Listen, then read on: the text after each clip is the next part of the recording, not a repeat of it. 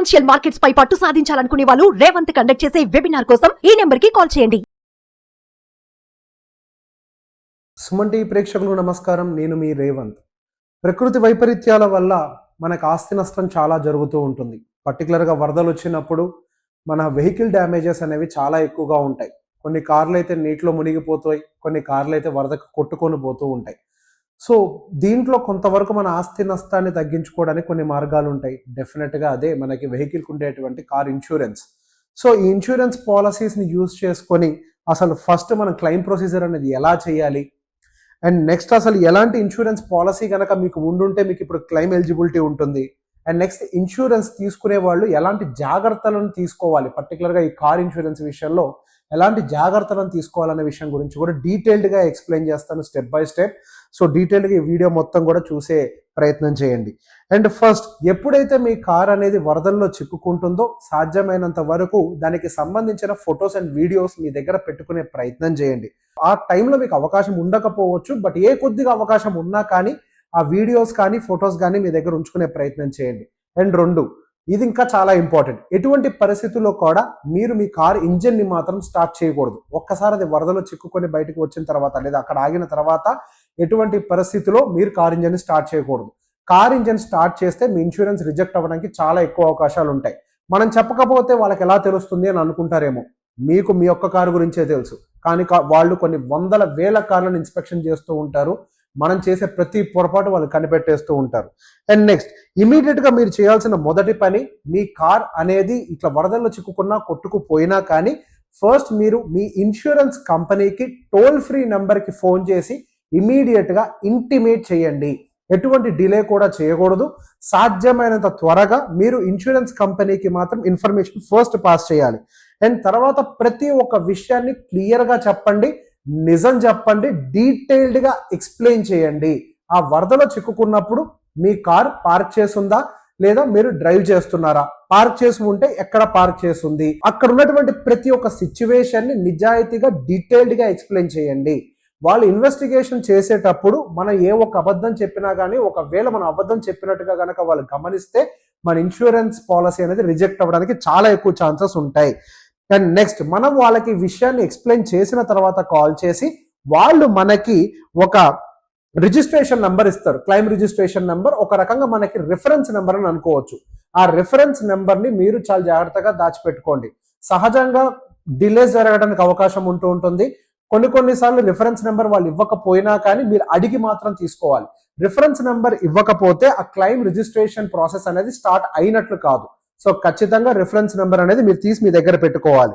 So ఆ తర్వాత మీకు ఆ కంపెనీ నుంచి ఒక కాల్ వస్తుంది, స్పెసిఫిక్గా ఏ డేట్ ఏ టైంలో వచ్చి మీ కార్ని పికప్ చేసుకుంటారు అని. సో అప్పటి వరకు మీరు మీ కార్ని కదిలించే ప్రయత్నం మాత్రం చేయకండి. వాళ్ళు వచ్చి మీ కార్ని టో చేసుకొని నియర్లో ఉన్నటువంటి సర్వీస్ సెంటర్ ఆర్ గరాజ్ ఏదుంటే వాళ్ళకి అసోసియేటెడ్ ఏదుంటే అక్కడికి తీసుకువెళ్ళి ఆ కార్ని డ్రాప్ చేస్తారు. అక్కడ డ్రాప్ చేసిన తర్వాత నెక్స్ట్ ప్రాసెస్లో వాళ్ళ యొక్క సర్వేయర్ అనే వాళ్ళు వచ్చి మీ కార్ని పూర్తిగా ఇన్స్పెక్షన్ చేస్తారు. ఆ ఇన్స్పెక్షన్ చేసిన తర్వాత ఆ ఇన్సూరెన్స్ కంపెనీ వాళ్ళు ఎంత పే చేస్తారు, మీరు ఎంతవరకు పర్సంటేజ్ వరకు కాంట్రిబ్యూట్ చేయాల్సి ఉంటుంది, అంటే మీరు ఎంతవరకు పే చేయాల్సి ఉంటుంది అన్న ఒక విషయం గురించి మీకు డీటెయిల్డ్గా ఎక్స్ప్లెయిన్ చేస్తారు. సో మీకు వాళ్ళకి మధ్యలో ఏదైనా బార్గెన్ పూర్తయిన తర్వాత వాళ్ళు మీకు క్లెయిమ్ అప్రూవల్ షీట్ అనేది ఒకటి ఇస్తారు. సో ఏదున్నా కానీ ఈ క్లెయిమ్కి సంబంధించి అమౌంట్కి సంబంధించిన డిస్కషన్ మీ క్లెయిమ్ అప్రూవల్ షీట్ రాకముందే జరగాలి. క్లెయిమ్ అప్రూవల్ షీట్ వచ్చి మీరు దాని మీద సైన్ చేసిన తర్వాత ఇంకా ఎటువంటి మార్పులు చేర్పులు జరగవు. సో క్లెయిమ్ అప్రూవల్ షీట్ మీద సైన్ చేసే ముందు మీరు ఇవన్నీ చూసుకోండి. అండ్ ఆ క్లెయిమ్ అప్రూవల్ షీట్ మీద మీరు సైన్ చేసిన తర్వాత వాళ్ళ దగ్గర ఒక కాపీ ఉంటుంది. అండ్ దాంతో పాటుగా మీరు కూడా ఒక కాపీని ఖచ్చితంగా ఫ్యూచర్ రిఫరెన్స్ కోసం మెయింటైన్ చేయడం చాలా మంచిది.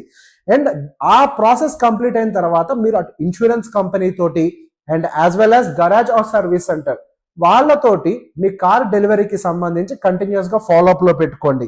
అండ్ ఒక్కసారి వాళ్ళ కంప్లైంట్స్ అనేవి రిజాల్వ్ అయ్యాయని మీకు ఇన్ఫర్మేషన్ ఇచ్చాక, ఇది చాలా ఇంపార్టెంట్, మీరు మీ కార్ని ప్రాపర్గా టెస్ట్ చేసుకోండి.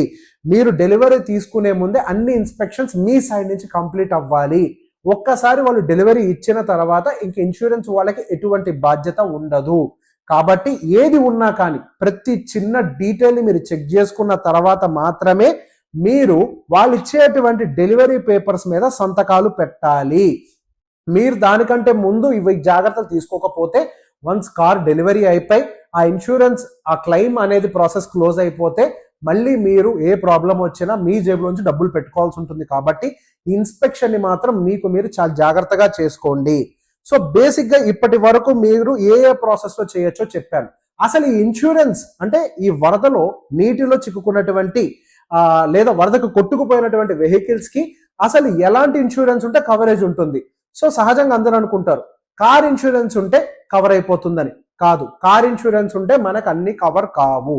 సో బేసిక్ గా వీటిల్లో ఏంటంటే మనకి కొన్ని యాడ్ ఆన్స్ ఉంటాయి. ఎవరైతే యాడ్ ఆన్స్ అని తీసుకోరో వాళ్ళకి ఫుల్ క్లెయిమ్ రావడానికి అవకాశం లేదు.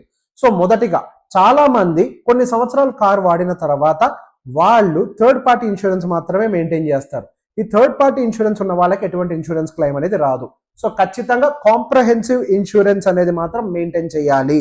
అండ్ దాని తర్వాత నిల్ డిప్ అంటారు కదండి ఇన్సూరెన్స్ లో, జీరో డిప్రిసియేషన్ అది కూడా ఉండేలాగా చూసుకోవాలి. జీరో డిప్రిసియేషన్ గనక లేకపోతే సహజంగా వరదల్లో చిక్కుకున్నప్పుడు లేదా కొట్టుకొని వెళ్ళినప్పుడు ఏదైనా ఎక్కువగా డ్యామేజెస్ జరిగినప్పుడు వాళ్ళు మీ కార్ వాల్యూని పర్సంటేజ్ వైజెస్ లో డిప్రిషియేట్ చేసి బ్యాలెన్స్ అమౌంట్ మిమ్మల్ని పే చేయమని అడుగుతారు. సో ఇక్కడతో అయిపోతుందా? జీరో డిప్రిసియేషన్ ఉంటే మనకి ఫుల్ కవర్ వస్తుందా వరదలో చిక్కుకున్న దానికి అంటే ఇంకా కాదు. మనకి అసలు మెయిన్ గా డ్యామేజ్ అయ్యేది కార్ నీళ్లలో చిక్కుకున్నప్పుడు లేదా వరదలో చిక్కుకున్నప్పుడు అటు ఇంజన్ కానీ ఎలక్ట్రికల్ సర్క్యూట్స్ కానీ గేర్ బాక్స్ కానీ ఇట్లాంటివి సహజంగా ఎక్కువగా డ్యామేజ్ జరుగుతూ ఉంటాయి. సో ఇట్లాంటివన్నీ కూడా ఒక రెగ్యులర్ కాంప్రహెన్సివ్ ఇన్సూరెన్స్ లో మాత్రం కవరేజ్ లోకి రావు. సో మీరు వీటిని కవరేజ్ లోకి తెచ్చుకోవడం కోసం ఇంకొక యాడ్ ఆన్ ని మీరు ఖచ్చితంగా చేసుకోవాలి. దాన్నే engine protector and electric circuit cover అని అంటారు. ఈ యాడ్ ఆన్స్ గనక మీ వాటిలో లేకపోతే కారుకు జరిగే అదర్ డ్యామేజ్ కి ఇస్తారు కానీ ఇంజన్ డ్యామేజ్ కి కానీ గేర్ బాక్స్ డ్యామేజ్ కి కానీ ఎటువంటి ఇన్సూరెన్స్ కవర్ అనేది ఇవ్వరు. సో సహజంగా వరదలో చిక్కుకున్నప్పుడు జరిగే డ్యామేజ్ అంతా కూడా ఇంజన్ కి ఎక్కువగా జరుగుతుంది కాబట్టి ఇటువంటి పరిణామాలు ఎప్పుడైనా జరగచ్చు. కాబట్టి మనం ఇది కూడా ఉందో లేదో చెక్ చేయాలి. ఇది లేకుండా మనకి ఇన్సూరెన్స్ కవరేజ్ రాదు. And next quick road side assistance కూడా ఉందా లేదా చెక్ చేసుకోవాలి.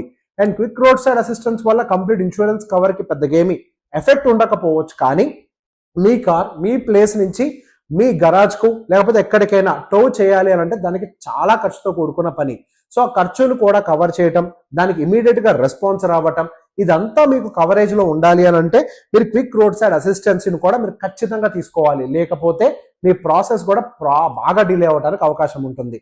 సో ఇప్పుడు నేను చెప్పిన ఐటమ్స్ ఎవరెవరైతే యాడ్ ఆన్స్ లో పెట్టుకున్నారో వాళ్ళకి మాత్రమే పూర్తి స్థాయిలో ఇన్సూరెన్స్ కవరేజ్ రావడానికి అవకాశం ఉంది. అండ్ నెక్స్ట్ ఇక మీదట కొత్తగా ఇన్సూరెన్స్ తీసుకునే వాళ్ళు మాత్రం ఖచ్చితంగా ఇప్పుడు నేను చెప్పే కొన్ని జాగ్రత్తలు మాత్రం ఫాలో అవ్వాలి.